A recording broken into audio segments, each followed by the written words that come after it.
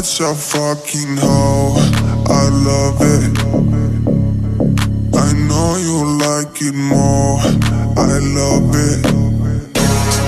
I fuck you when I'm bored. I love it.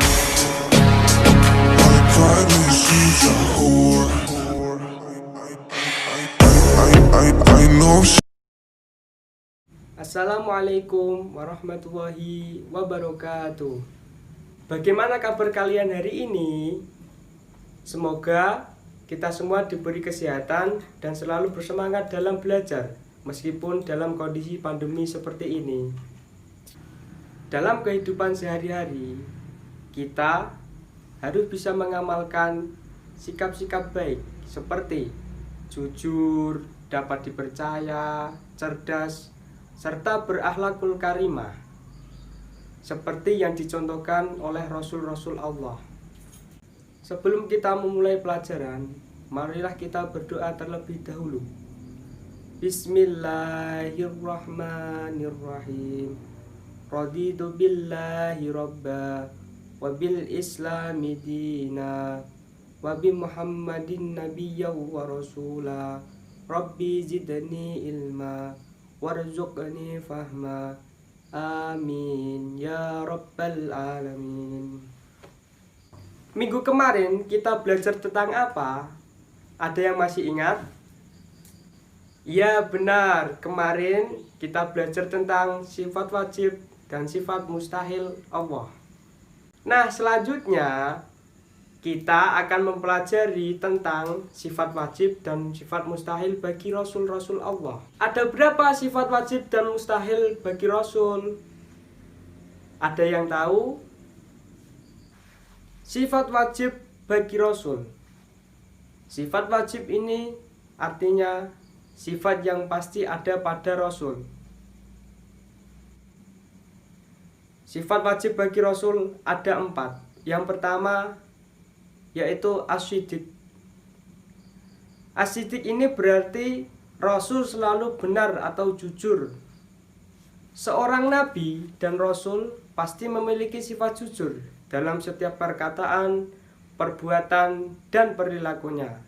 Maka tidak mungkin seorang nabi dan Rasul berdusta demi kepentingan sendiri atau untuk keluarga. Yang kedua yaitu al-amanah. Al-amanah yang berarti Rasul selalu dapat dipercaya.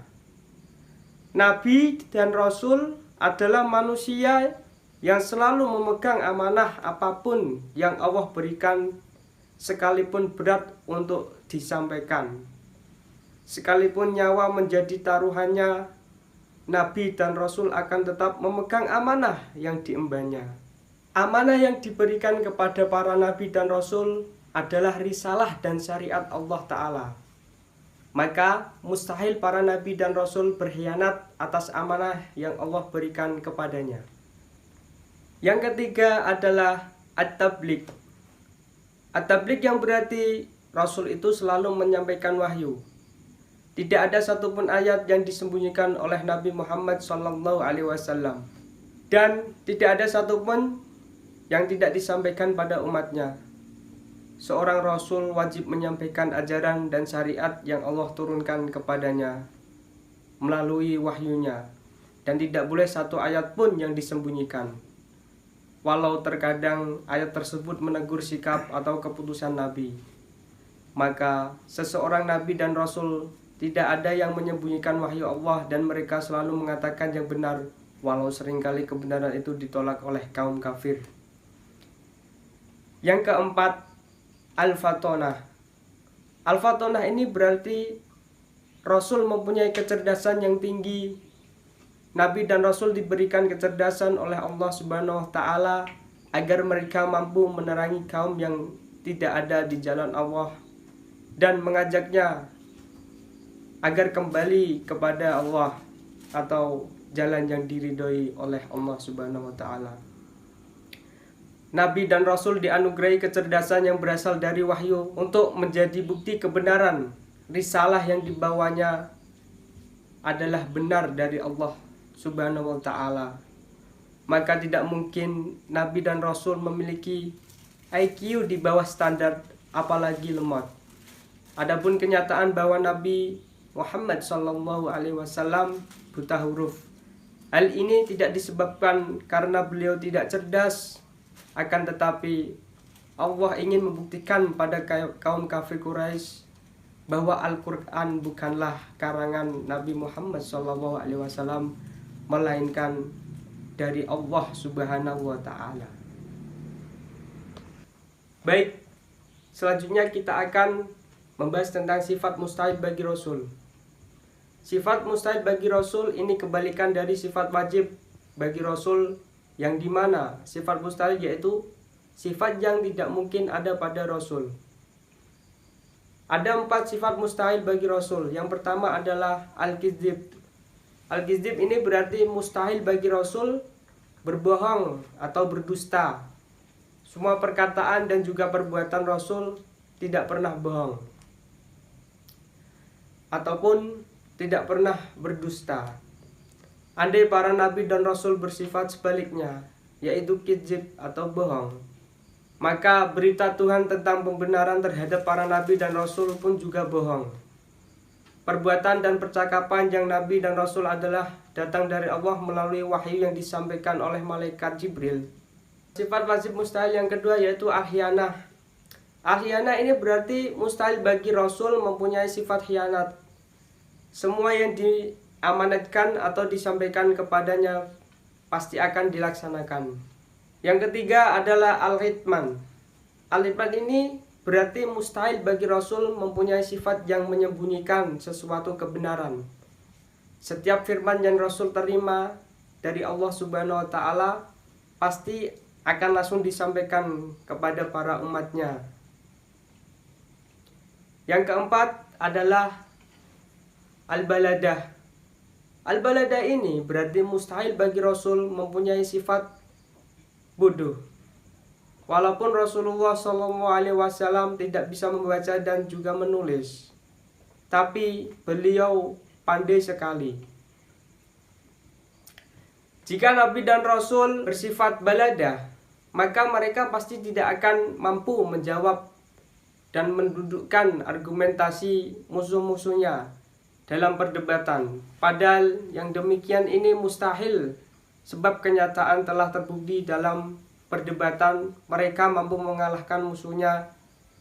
Banyak saksi-saksi yang melihat kemampuan mereka, diantaranya Al-Quran sendiri. Itulah tadi penjelasan tentang sifat wajib dan sifat mustahil para rasul. Nah, sekarang kita sebagai umat Islam harus meneladani sifat-sifat Rasul. Yang pertama, menjadikan kisah dari Rasul sebagai ibrah atau pelajaran buat kita semua. Yang kedua, menguatkan iman yang ada pada dalam diri kita semua. Yang ketiga, selalu berbuat kebaikan di dalam kehidupan sehari-hari. Yang keempat, melahirkan kecintaan kepada Rasul atas pengorbanan mereka buat menegakkan agama Islam. Yang kelima, percaya bahwa Allah Subhanahu wa Ta'ala benar-benar ada melalui mukjizat yang diberikan kepada Rasul. Ya, itu adalah pemaparan dan penjelasan dari saya. Apabila ada yang kebingungan atau ada yang belum jelas, silahkan memberi komentar atau bisa ditanyakan kepada saya lewat komen akun ini. Dan selanjutnya buat evaluasi pembelajaran pada hari ini, saya memberikan tugas kepada anak-anak supaya memberikan contoh-contoh peneladanan atas sifat-sifat yang dimiliki oleh Rasul-Rasul Allah Subhanahu wa Ta'ala, yang kemudian dikirim ke grup WA. Terima kasih. Kemudian pada pembelajaran yang akan datang kita akan membahas tentang hari kiamat dan qadha serta qadar Allah Subhanahu wa taala. Saya kira cukup untuk pembelajaran pada hari ini. Mari kita tutup pembelajaran dengan bacaan hamdalah. Semoga kita mendapat ilmu yang bermanfaat dan barokah. Alhamdulillahirabbil alamin. Akhirul kalam. Wassalamualaikum warahmatullahi wabarakatuh.